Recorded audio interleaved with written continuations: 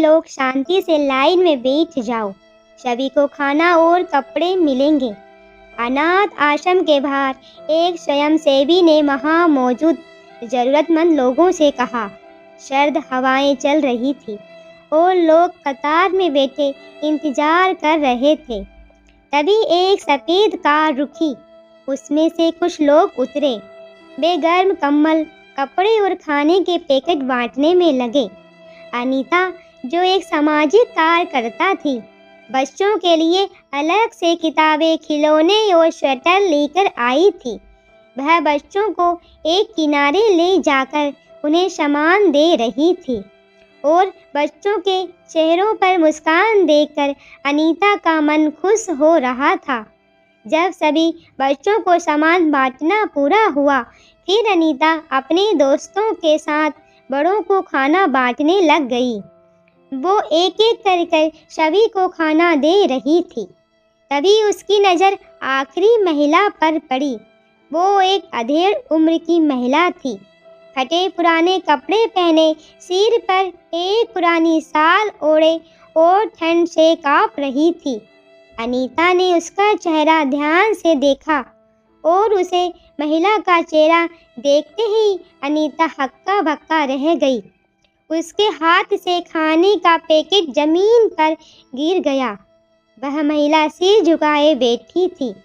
अनीता कांपती आवाज में बोली, माँ, आप यहाँ और इस हालात में?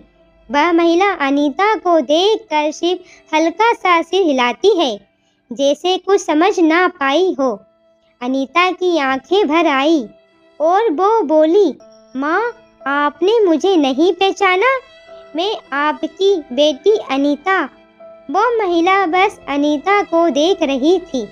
उसकी आंखों में हैरानी थी, लेकिन कोई जवाब नहीं था। अनीता ने तुरंत उसे गले लगाया, लेकिन वह महिला सिर्फ खामोश रही। तभी आश्रम का कर्मचारी अनीता के पास आकर बोला, अनीता जी, आप इस महिला को जानती हैं? यह पिछले 6 महीनों से यहाँ रह रही है। कोई इन्हें सड़क पर छोड़ गया था। इस महिला को अपने बारे में कुछ भी याद नहीं है। हमने बहुत कोशिश की, पर ये अपना नाम तक नहीं बता पाई। कभी कभी रात में चीखती है, कुछ समझ में नहीं आता। अनीता ने रोते हुए कहा, यह मेरी माँ है, सावित्री देवी। पहले ये इसी शहर में रहती थी, लेकिन ये भाई के साथ दिल्ली चली गई। अब ये मेरे भाई अजय के साथ दिल्ली में रहती है। मैं हैरान हूँ कि ये यहाँ कैसे आई। भैया तो रोज़ फ़ोन पर मुझसे बात करते हैं और कहते हैं कि माँ ठीक है, उनके साथ है। फिर यहाँ माँ क्या कर रही है इस हालात में? मैं खुद दिल्ली में थी, लेकिन 1 साल पहले मेरा ट्रांसफ़र यहाँ इसी शहर में हो गया। ज़्यादा काम का लोड होने के कारण मैं 1 साल से अपनी माँ से नहीं मिली थी। मुझे क्या पता था कि माँ इस हालात में मिलेगी।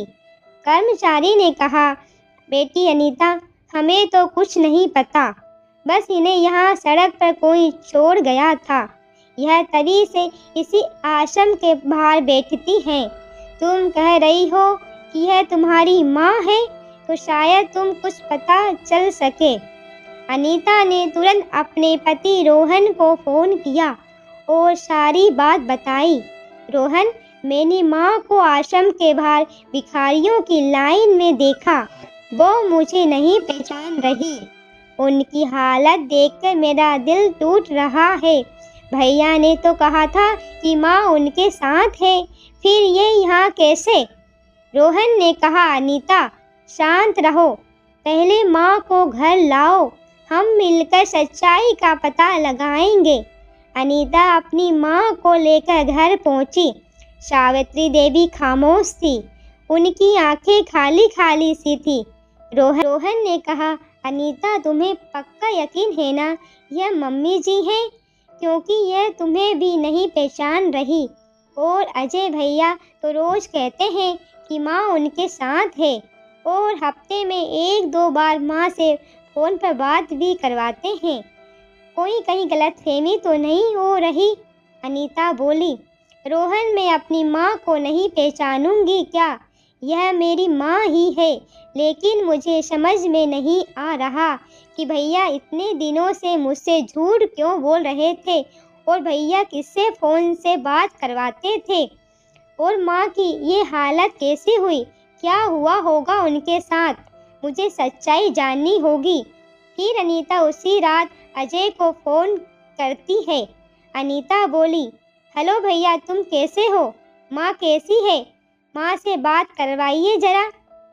अजय ने हंसते हुए जवाब दिया, अरे अनीता, माँ तो अभी पार्क में घूमने गई है, थोड़ी देर बाद बात करवा दूंगा। अनीता फिर 2 घंटे बाद फिर फ़ोन लगाती है। भैया, माँ अब आ गई होगी ना? मुझे वीडियो कॉल पर माँ को देखना है, उनकी बहुत याद आ रही है। तभी अजय बोलता है, अरे अनीता, माँ आकर सो गई, बाद में बात करवा दूंगा। वो क्या है ना, यहाँ की ठंड माँ को रास नहीं आ रही है, माँ की तबीयत भी ठीक नहीं है। अजय ने बात टालते हुए कहा। अनीता को शक हो गया।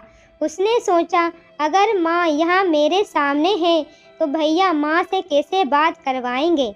अनीता ने अपने पति रोहन से कहा, अजय भैया जब से दिल्ली गए हैं उन्होंने कभी भी माँ को वीडियो कॉल पर नहीं दिखाया, हमेशा कोई ना कोई बहाना बनाते थे, सिर्फ फ़ोन से बात करवा देते थे। ना जाने भैया किससे मेरी बात करवाते थे। माँ फ़ोन पर भी 1-2 मिनट बात करती थी। मुझे लगा सब कुछ ठीक है। रोहन, कुछ तो गड़बड़ है, भैया कुछ तो छिपा रहे हैं। मुझे माँ की इस हालत का पता करना होगा। रोहन ने कहा, पहले माँ जी का इलाज करवाते हैं। मुझे उनकी हालत देखकर लगता है उन्हें कोई गहरा सदमा लगा हुआ है। फिर हम सारे सच का पता लगाएंगे। अगले दिन ही अनीता अपनी माँ सावित्री देवी को एक न्यूरोलॉजिस्ट के पास ले गई। डॉक्टर ने कुछ टेस्ट किए और कहा, इनकी याददाश्त किसी बड़े मानसिक आघात की वजह से चली गई है। ऐसा लगता है इन्हें कोई गहरा डर या धोखा मिला है। ऐसे मरीजों की याददाश्त वापस लाना मुश्किल होता है, लेकिन अगर उन्हें कोई पुराना परिचित माहौल या कोई खास घटना याद दिलाई जाए तो शायद कुछ याद आ सकता है। अभी हमें और टेस्ट करने होंगे। उनकी हालत को बेहतर करने की पूरी कोशिश करेंगे। अनीता निराश होकर माँ को घर ले आई। उसने रोहन से कहा, मुझे लगता है भैया ने माँ के साथ कुछ गलत किया है, लेकिन माँ कुछ बता नहीं पा रही है और भैया तो सच बोलेंगे नहीं। अब क्या करें? रोहन ने कहा, हमें अजय को यहाँ बुलाना होगा, लेकिन उसे शक नहीं होना चाहिए। तुम उससे कहो कि माँ की कोई पुरानी ज़मीन का सौदा हो गया है। उसकी कीमत 50 लाख रुपए है, पर इसके लिए माँ का साइन चाहिए। अगर वो सचमुच माँ को अपने साथ रख रहा है तो वह माँ को लेकर आएगा, अगर नहीं तो वह बहाना बनाएगा। तब हम उसे सच उगलाएंगे, लेकिन हमें सावधान रहना होगा, कहीं उसे शक ना हो जाए। अनीता ने वैसा ही किया।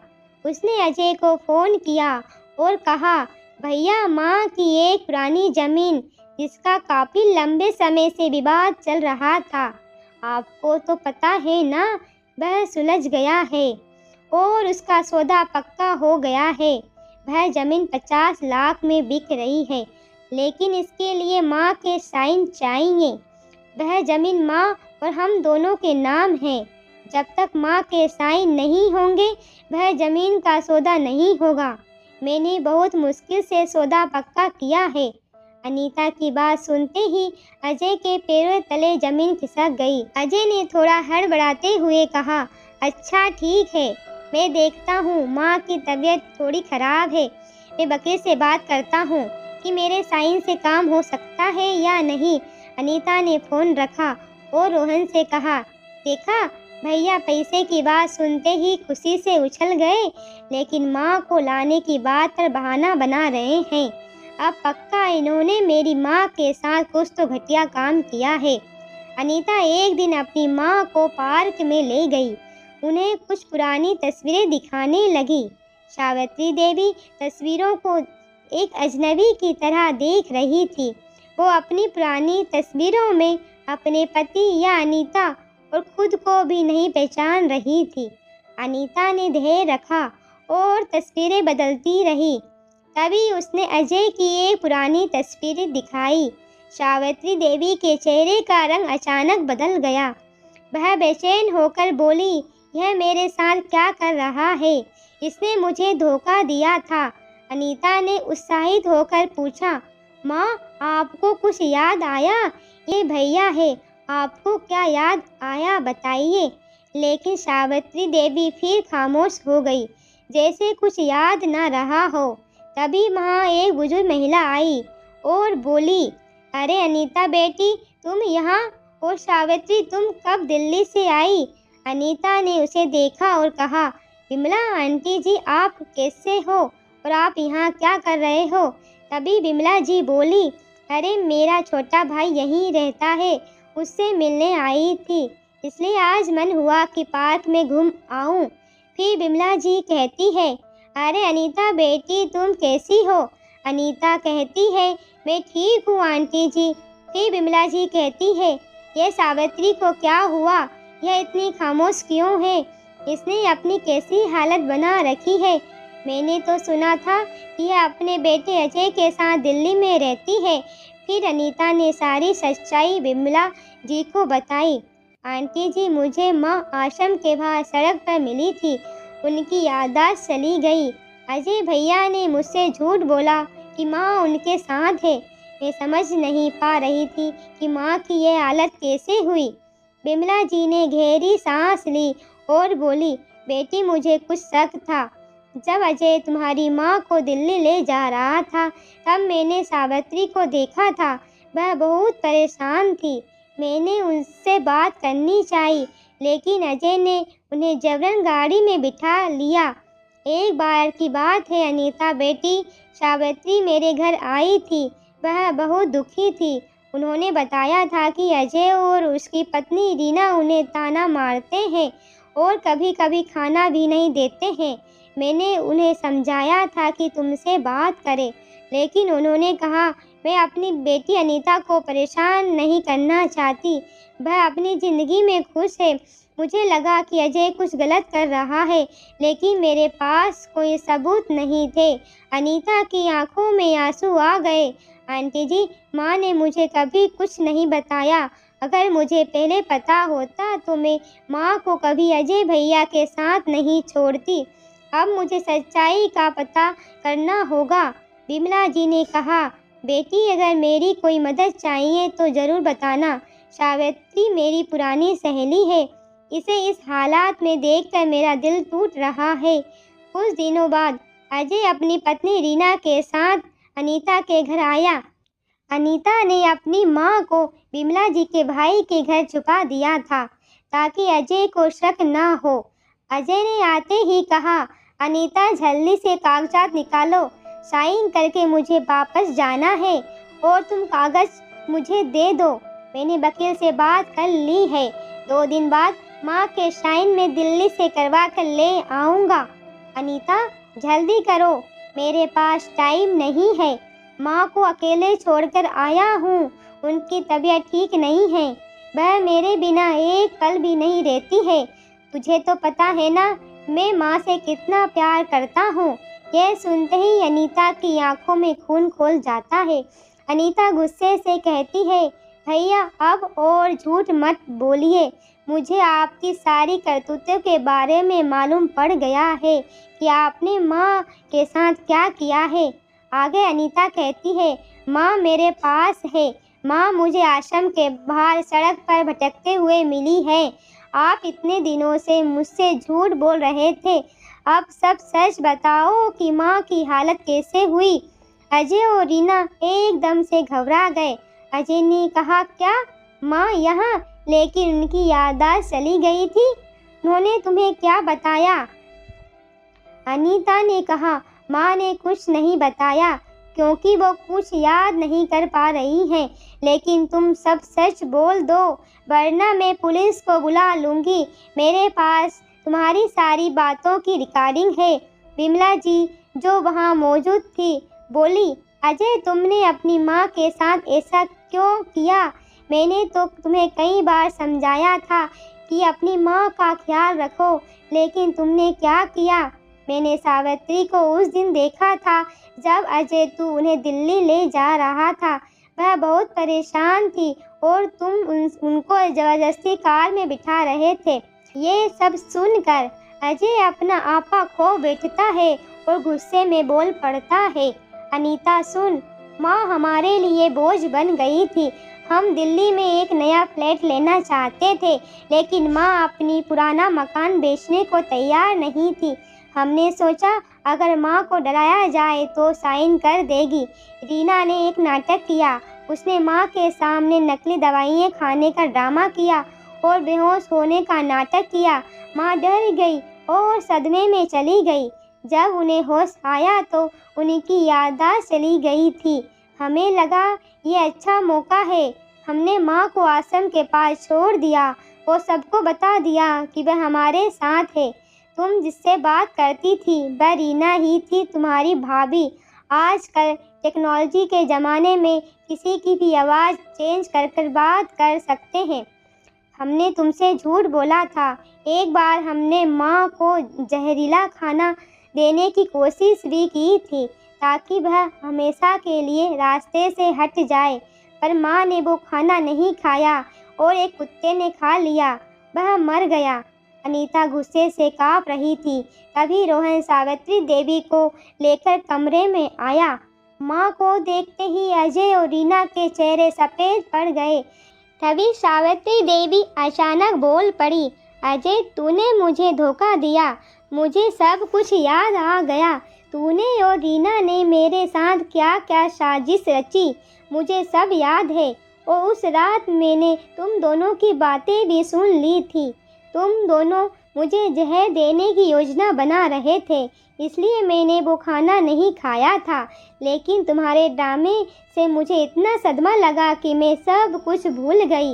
अनीता ने गुस्से में कहा, भैया तुमने इतना बड़ा पाप किया, माँ को सड़क पर छोड़ दिया, मुझसे झूठ बोलते रहे और तुमने तो माँ की आवाज़ की नकली रिकॉर्डिंग बनाकर मुझे बेवकूफ़ बनाया। तुमको जरा भी शर्म नहीं आई? माँ ने तुम्हें पाल पोस कर बड़ा किया, तुमने उनके साथ ऐसा किया। सावित्री जी रोते हुए बोली, मेरा बेटा मुझे वो समझने लगा था। उसने मुझे जहर देने की कोशिश की, लेकिन भगवान ने मुझे बचा लिया। अनीता ने तुरंत पुलिस को बुलाया और सारी बातें रिकॉर्डिंग के साथ पुलिस को सौंप दी। पुलिस अजय और रीना को गिरफ्तार करके ले गई। सावित्री देवी ने अनीता को गले लगाया और कहा, बेटी तूने मुझे बचा लिया। मैंने सोचा था कि मेरा बेटा मेरा ख्याल रखेगा, लेकिन वह बेईमान निकला। कुछ दिन बाद सावित्री देवी की तबीयत में सुधार होने लगा। डॉक्टरों ने बताया कि उनकी याददाश्त धीरे धीरे वापस आ रही है। अनीता अपनी माँ को अपने साथ प्रेम पूर्वक रखने लगी। सावित्री देवी धीरे धीरे अपनी पुरानी यादों को फिर से जीने लगी। अनीता के साथ खुशहाल जिंदगी जीने लगी। अजय और रीना जेल में अपनी सज़ा काट रहे थे। कई बार उन्होंने सावित्री देवी से मिलने की कोशिश की, लेकिन अनीता ने साफ मना कर दिया। उसने अपने घर के नौकरों को हिदायत दे रखी थी कि अजय और रीना को कभी घर में न आने दिया जाए। सच कहा है, पाप का घड़ा एक दिन जरूर फूटता है। अगर अजय और रीना ने अपनी माँ के साथ धोखा और जहर देने की साजिश न की होती तो जेल की सज़ा भुगतनी ना पड़ती। भगवान ने हमें अच्छे कर्म करने के लिए यह जीवन दिया है, लेकिन कभी कभी लालच और स्वार्थ इंसान को इतना अंधा कर देता है कि वह अपना ही अपनों के साथ विश्वासघात कर बैठता है। इसलिए हमेशा अच्छे कर्म करें, क्योंकि यही सच्चा रास्ता है। दोस्तों, उम्मीद है कि आपको हमारी ये कहानी पसंद आई होगी। अगर आपको हमारी ये कहानी अच्छी लगी हो तो हमारे वीडियो को लाइक करना, शेयर करना और सब्सक्राइब करना ना भूलें। धन्यवाद, आपने हमारी ये कहानी देखने के लिए इतना समय निकाला उसके लिए।